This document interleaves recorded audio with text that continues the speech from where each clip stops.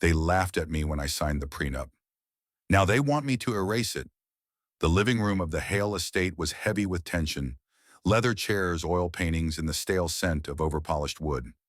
I stood near the fireplace, untouched drink in my hand, facing a semicircle of people who once thought I was invisible.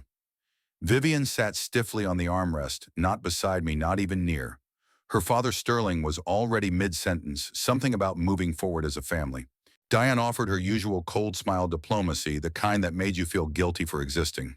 I didn't respond right away. I let the silence settle thick as the snowstorm crawling past the frosted bay windows. My fingers curled tighter around the glass. They wanted the prenup gone, not because they believed in me now, but because I'd become valuable. What would you do if your partner's family tried to erase the only thing protecting you from betrayal? Tell me in the comments. Have you ever been in a situation where love turned into leverage? If this kind of truth hits close to home, subscribe. We tell stories like this every day here on Revenge with Max. Stories where the underestimated don't just survive, they return with power. Back then, I was just a junior software developer fresh out of Montana State, working 60 hours a week for a mid-size IT firm in Ravenhill. My apartment was modest, a second-floor walk-up above a florist shop, where the scent of freesia crept in through the vents every morning. My life was quiet, built on logic, caffeine, and the vague hope that if I worked hard enough, success would follow. Vivian Hale changed that in one weekend. We met at a friend's engagement party on the North Ridge. She walked in wearing a navy wool coat and a sharpness behind her smile that told me she was used to being noticed. But she noticed me. We talked for hours near the fire pit while her friends danced barefoot in the snow. There was something magnetic in how she spoke, like she saw the world in brushstrokes while I was still coding in binary. By spring, we were inseparable. Vivian taught third-grade art at a private academy in town, lived in a pristine condo her parents helped her buy, and spent weekends skiing or volunteering at her mother's charity luncheons. I'd never known anyone who could glide between elegance and chaos so gracefully. I'd never dated anyone who made me feel like I was both not enough and maybe the only thing she actually needed. But the further we got, the clearer it became her parents weren't part of the package. They were the wall outside it. Sterling Hale was the kind of man who thought success could be read in a watch face and spoken in golf metaphors. He owned 3 auto dealerships, used the word pedigree in casual conversation, and once referred to me as an earnest striver. That was during our first dinner. He offered me a drink, but not eye contact. Lenora, his wife, played the part of the hostess, asking polite questions in the tone of someone preparing a resume scan. She smiled through every answer I gave, then pivoted the conversation back to alumni networks or vacation homes in Whitefish. Vivian, to her credit, stood beside me. At first, we got engaged exactly 11 months after we met at a trail overlook we used to hike on Sunday mornings. She cried, said yes, and clutched the ring I bought after cashing in a Roth IRA I'd started at 22. I thought the hardest part was over. It wasn't. 2 weeks later, Sterling invited me to his study after dinner. He closed the double doors behind us like a judge sealing a courtroom. The room smelled of old books and sandalwood. He poured himself a drink, didn't offer me one, and slid a folder across the table. This is standard, Caleb, just protection. Nothing personal. Inside was a thick, lawyer-drafted prenup. I didn't touch it right away. I stared at the stack, then up at him. "I'm not after your daughter's money, sir." "I know," he said smoothly, "but we prefer to plan for all outcomes." Vivian called it just paperwork. She said it didn't mean anything, that she still loved me, that we shouldn't start our life with conflict. And maybe she believed that. Or maybe she was already used to giving in when the pressure was subtle enough to feel like reason. I took the contract home that night and read every page under a single desk lamp. The terms were brutal. If we ever divorced, I'd leave with nothing. No spousal support, no share in future assets, no claims to property or inheritance even if we contributed to it together. I signed it. Not because I agreed, but because I didn't want to make her choose between me and them, because I thought proving myself would be enough, because I still believed that love could outlast money. I see now that was my first mistake, not the prenup, letting them set the terms of our worth, letting them write the first chapter of a story I didn't yet realize was already titled. And the title was control. The first few years were lean, but they were ours. Vivian and I moved into a 2-bedroom rental on the east side of Ravenhill. It wasn't much: thin walls, a dripping faucet I kept meaning to fix, and a heater that wheezed in protest every winter, but we filled it with late-night takeout secondhand furniture and dreams we whispered over cheap wine. She started teaching at Alderbrook Elementary. I took every freelance gig I could find, database migrations, network audits, back-end development for scrappy startups no one had heard of. During the day I coded.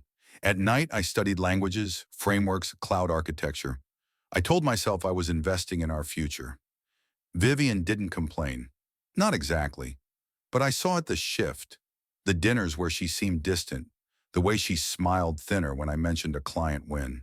Once when I turned down a weekend away to finish a build, she said, "You're not married to the code, Caleb." I told her this wasn't forever, that I had a vision. The money didn't pour in at first.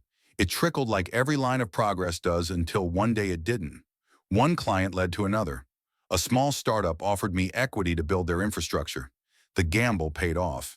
Then came an acquisition, and overnight I had 6 figures sitting in my account. I quit my job, opened an LLC, launched a full-service consulting firm from our guest room. Within 2 years, I had a team, a leased downtown office, and a waiting list of contracts. I thought that would be the moment, that Sterling would shake my hand without conditions, that Lenora would say, "Well done," that Vivian would look at me like she used to. But success didn't bring respect. It brought caution. Her parents didn't ignore me anymore. They smiled wider, asked more questions, but not about how I felt or what I'd built. They wanted to know where I was investing, how much I was billing, which properties I was eyeing. One evening over dinner at their house, Sterling leaned back in his leather chair and said, "You ever consider commercial real estate, Caleb? I know a few places opening up in Ridgecrest." I shrugged. "Maybe in time." He smiled thinly. "Timing is everything when money's fluid." Lenora chimed in with a chuckle. "You two are in such a solid place now. It's funny how quickly things change. That word again, change.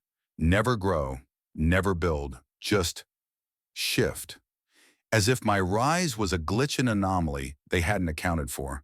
They began inviting us to more events, networking galas, fundraisers, art auctions, filled with people who mistook legacy for merit. At first I played along.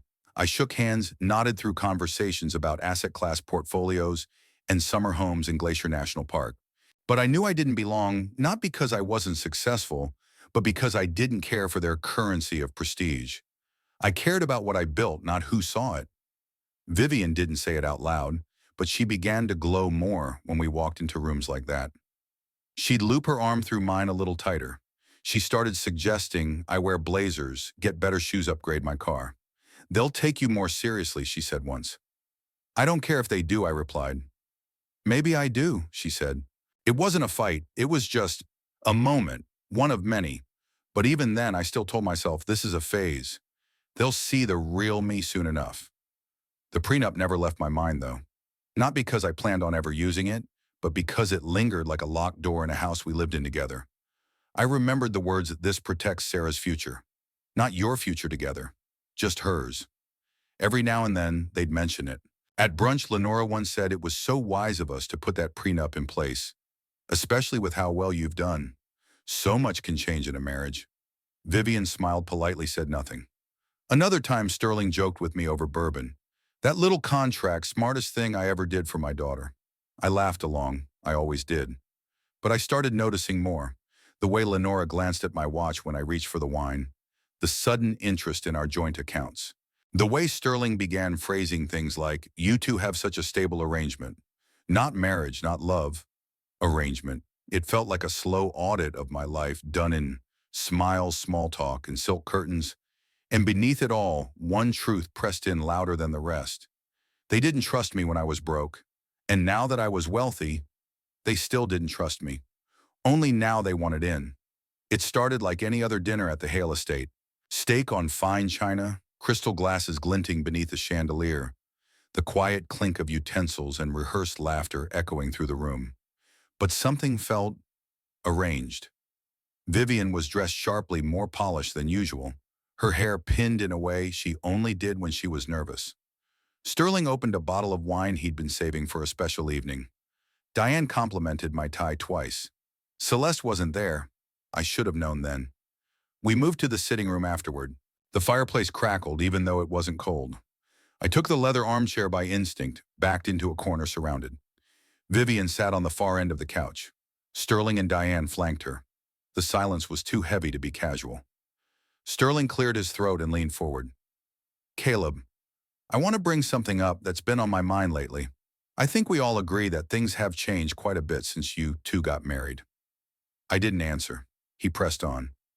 You've done well, very well, and that success deserves recognition. But it also changes certain arrangements. There it was. Diane picked up seamlessly. What your father-in-law means is the prenup. It served its purpose. It was never meant to feel like a wall, but now it feels outdated. I stared at them, then looked to Vivian. She wouldn't meet my eyes. I kept my tone even. The prenup hasn't affected anything. It's never even come up between us. Diane smiled tight and professional. That's precisely why now is the right time. Before it becomes a problem, before what becomes a problem, I asked. Sterling cut in. It's about unity, Caleb. Transparency. Trust. Surely you trust Vivian. She's my wife, I said. And yet Diane said softly, you're still holding on to a contract that assumes she might betray you. Vivian still hadn't said a word. I leaned back in the chair and exhaled slowly, letting the silence answer for me. The ticking of the antique wall clock behind them sounded like a metronome, counting down a moment I couldn't take back. Finally, I looked at Vivian. Do you want me to cancel it? She hesitated. I don't want to be stuck in the middle, she said, voice low. It's not about money. It's about what kind of marriage we have. No, I said. This isn't about our marriage. This is about them. That broke the mask. Diane's voice sharpened. You've changed, Caleb.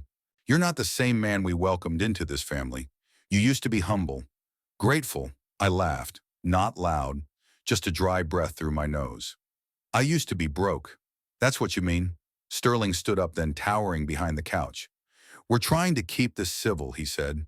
But don't mistake kindness for weakness. I'm not, I said, rising too. I'm recognizing manipulation dressed up as concern. Vivian stood, her voice suddenly urgent.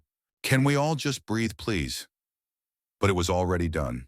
The line had been crossed, not with yelling or threats, but with a request wrapped in false warmth and a wife's silence when I needed her voice. I looked at them all. The prenup stays. Sterling's jaw tightened. Diane blinked twice, then gave a nod that felt final, as if a door had quietly closed behind me. On the drive home, Vivian stared out the passenger window, arms folded. The trees flashed past in cold black silhouettes. Why didn't you say anything back there, I asked. I told you I don't want to be in the middle. But we're not in the middle anymore, I said. This is our marriage and they're trying to write the terms. You just let them. She didn't answer. We rode the rest of the way in silence. That night I lay awake in bed, staring at the ceiling, hearing her slow, steady breath beside me. The woman I married still lived in this house, but she wasn't standing beside me anymore. Something had shifted. Not broken all at once, but tilted, like a fault line that hadn't split yet but was ready. And I knew whatever came next, there was no going back to the way things were. It was a Wednesday when Celeste called. Her voice was quiet, strained. She asked if we could meet for coffee alone. We met at a small place in downtown Ravenhill, tucked between a bookstore and a tailor's shop. She looked exhausted. No makeup. Hoodie pulled tight around her face. She kept glancing toward the windows. Thank you for coming, she said. What's going on? Celeste stirred her coffee but didn't drink. Then she looked up, eyes red, no tears. I overheard them. Mom, Dad, and Vivian, last week, at dinner. I didn't move, just waited. They think I was in the other room, but I'd come back to grab my bag. They were talking about the prenup, how it's the last thing standing between Vivian and what she deserves. The word landed heavy. What does she deserve exactly? I asked. Celeste hesitated, then whispered, they're planning something. They said it has to be dissolved before she files. The words didn't register at first. Before she files. Not if. When. I leaned forward slowly. Files for what Celeste swallowed. She's seeing someone else, Caleb.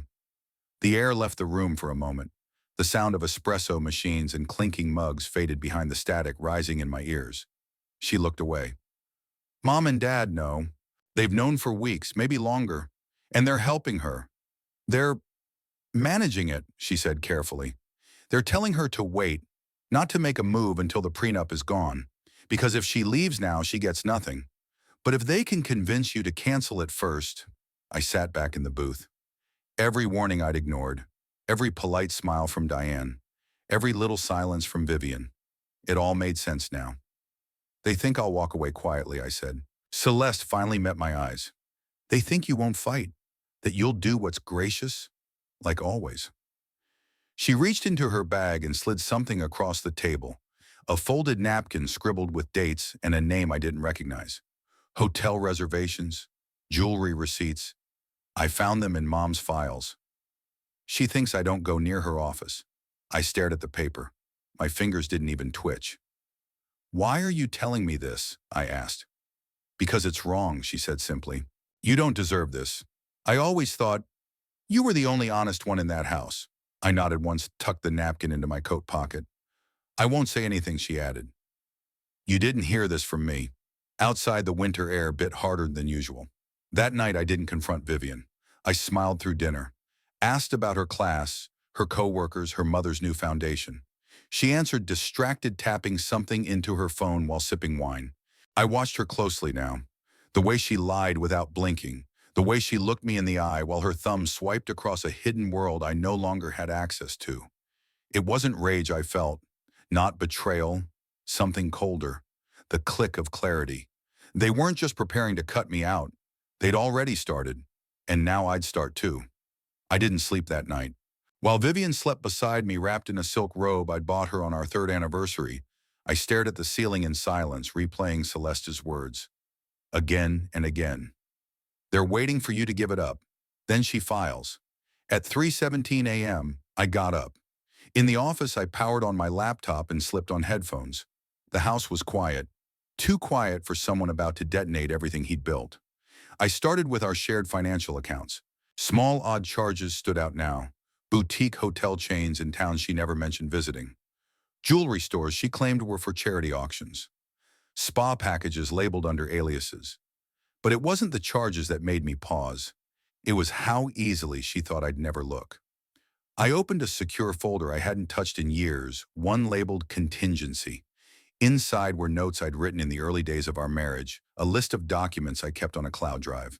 Things I'd never thought I'd need: copies of the prenup emails confirming her parents' legal intent, receipts of my initial contributions to joint assets.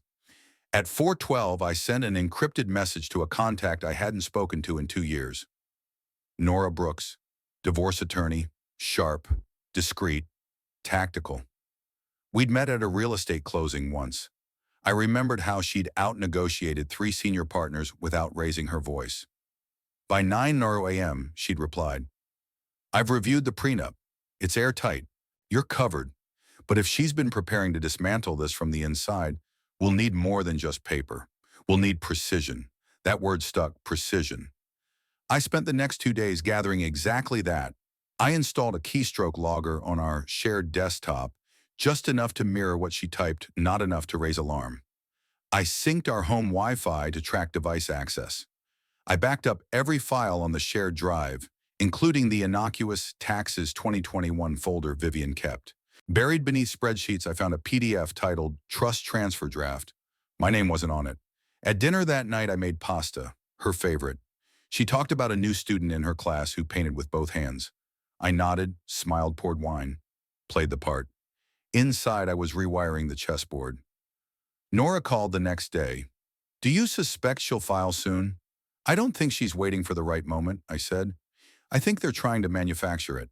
Then you don't react, she replied. You let them act first. That's when we strike.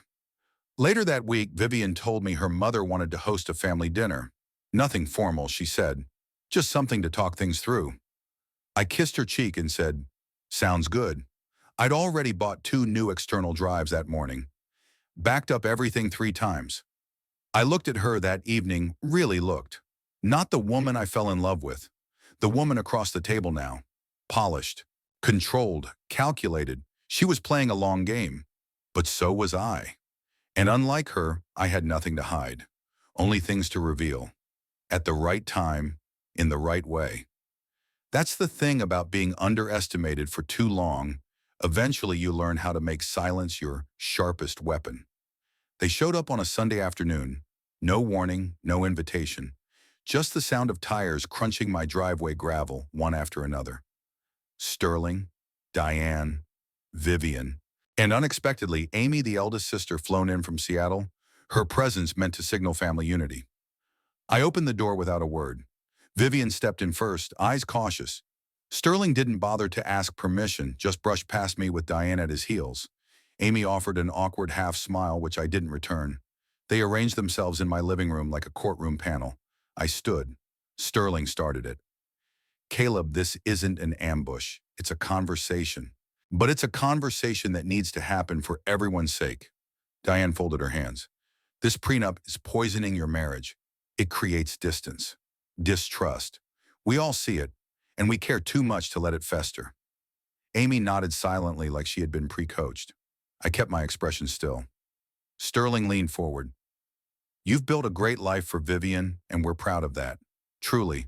But this document, it no longer reflects your reality. She's your wife, Caleb. Why do you still need protection from her? I turned to Vivian. Is that how you see it? She hesitated, then looked down. I don't want something between us that suggests you don't trust me. I waited a beat. Funny, I said quietly. I was about to say the same to you. Sterling's tone sharpened. Let's not twist this into a debate, son. I'm not, I said. I'm just asking why now. Why after all these years is this suddenly urgent? Diane answered, voice sweet but firm. Because we want to see you both happy, whole. This legal wall is the only thing keeping this conversation from being a negotiation, I cut in. That changed the temperature in the room. Vivian looked up startled.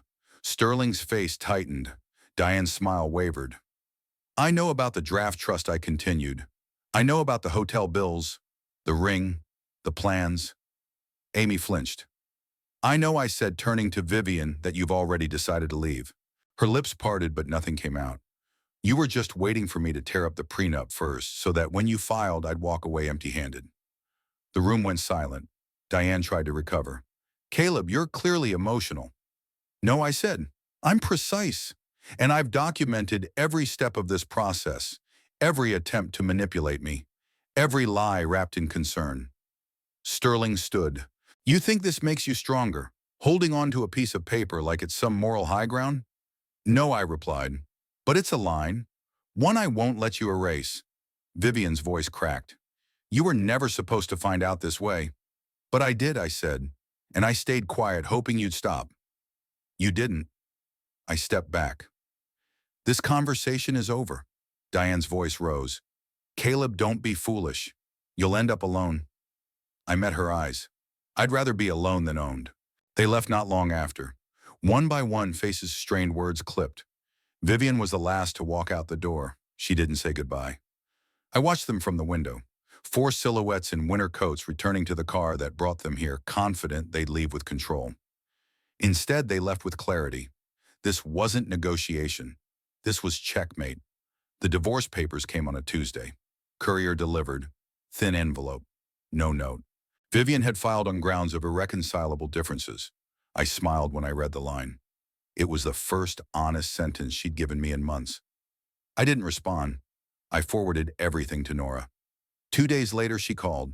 She's trying to negotiate around the prenup, claiming emotional distress, imbalance of power. Nothing will hold. What about the infidelity, I asked. That changes everything. We submitted the evidence quietly.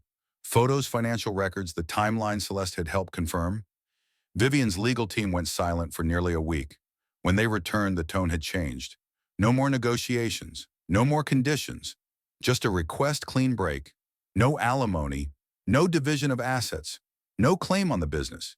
In exchange, I wouldn't press charges, wouldn't sue for damages, wouldn't make it public. I agreed, not out of mercy, out of strategy. Let them keep their shame private. Let them sit with it in silence. The settlement was signed 2 weeks later.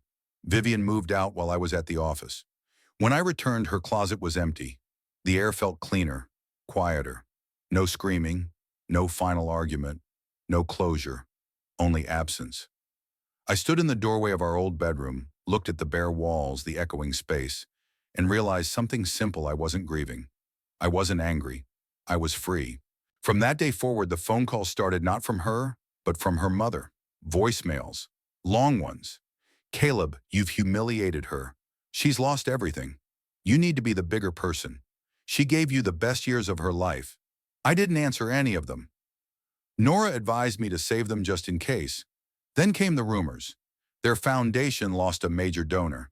One of Sterling's dealerships was listed for sale. Lenora was seen exiting a country club event in tears. The same people who once looked at them like royalty now looked away. They were unraveling. But I didn't need to watch. I had work to do. I focused on the business, took on new contracts, hired 2 more full-time developers. I slept. I ate better. I smiled more. Until one day she came back. Vivian. Unannounced. Uninvited. She showed up at my office just after lunch, hair unwashed, eyes puffy. She pushed past my assistant and stood in front of my desk like nothing had happened. Caleb, she whispered, please. I looked at her. Not cruelly, not bitterly. Just removed. There's nothing left to say. She reached into her bag, pulled out a folded photo of us on our honeymoon in Napa Wynn, in her hair sunlight across our faces. This wasn't fake, she said. No, I agreed. But it's over. She cried then. A quiet, helpless sound. She begged, offered therapy, closure, another chance. I stood up. You didn't just leave me, I said. You prepared to gut me. While I cooked your dinners, kissed you goodnight, built our future. She reached for my hand. I stepped back. I'm not angry, Vivian. I'm just done. She left without another word. And that was the last time I ever saw her. Not in court, not in town, not in memory. The storm had passed, and all that remained was clarity and peace. 6 months later, I stood on the porch of my new home just outside Ravenhill, overlooking the pines. The air smelled of damp earth and pine resin. The silence wasn't lonely. It was earned. The company was steady. We'd grown carefully, added 2 new clients, expanded our infrastructure with cash. Not credit. No noise. No ego. Just good work. I didn't hear from Vivian again, but I heard about her. Her parents' foundation quietly shut down. 2 of Sterling's dealerships filed for bankruptcy protection. Lenora was spotted shopping at discount boutiques, smiling but thinner. Their world hadn't exploded. It just deflated, slowly. Without ceremony, Celeste and I still talked. She never apologized for her family, only for not speaking up sooner. That was enough. One night she brought over takeout and a bottle of wine. We didn't talk about Vivian. We didn't need to. Some things are better left behind, even in silence. I never shared the details of what happened with the world. No articles, no social posts, no public revenge. The only people who needed to know already did. There was a letter once mailed by hand, postmarked from a city Vivian never mentioned. One sentence inside, I thought I knew the rules. But you changed the game. I burned it without responding. Because that's the thing about self-respect. Once you claim it, no one can take it from you again. And the prenup, it wasn't just legal protection. It was proof that I had drawn a line, that I was willing to love but not be used, that I could build a life someone wanted to share or steal. And when they tried to take it, I let the contract hold, but I held firmer. If you're listening to this and wondering if standing your ground is worth the pain it causes, it is. Because the strongest revenge isn't ruining someone. It's refusing to be ruined and walking away whole. 6 months later, I stood on the porch of my new home, just outside Ravenhill, overlooking the pines. The air smelled of damp earth and pine resin. The silence wasn't lonely, it was earned. The company was steady. We'd grown carefully, added 2 new clients, expanded our infrastructure with cash, not credit. No noise, no ego. Just good work. I didn't hear from Vivian again, but I heard about her. Her parents' foundation quietly shut down. 2 of Sterling's dealerships filed for bankruptcy protection. Lenora was spotted shopping at discount boutiques, smiling, but thinner. Their world hadn't exploded. It just deflated. Slowly, without ceremony. Celeste and I still talked. She never apologized for her family, only for not speaking up sooner. That was enough. One night she brought over takeout and a bottle of wine. We didn't talk about Vivian. We didn't need to. Some things are better left behind, even in silence. I never shared the details of what happened with the world. No articles, no social posts, no public revenge. The only people who needed to know already did. There was a letter once mailed by hand, postmarked from a city Vivian never mentioned. One sentence inside, I thought I knew the rules. But you changed the game. I burned it without responding. Because that's the thing about self-respect. Once you claim it, no one can take it from you again. And the prenup? It wasn't just legal protection. It was proof that I had drawn a line, that I was willing to love but not be used, that I could build a life someone wanted to share or steal. And when they tried to take it, I let the contract hold, but I held firmer. If you're listening to this and wondering if standing your ground is worth the pain it causes, it is. Because the strongest revenge isn't ruining someone. It's refusing to be ruined and walking away whole. What did you think of this story? If you were in Caleb's place, would you have done the same? Let me know in the comments. And if you believe Caleb made the right call, vote number 7. If you think he should have torn up the prenup, vote number 2. Don't forget to subscribe to Revenge with Max for more powerful karma stories, new ones every single day.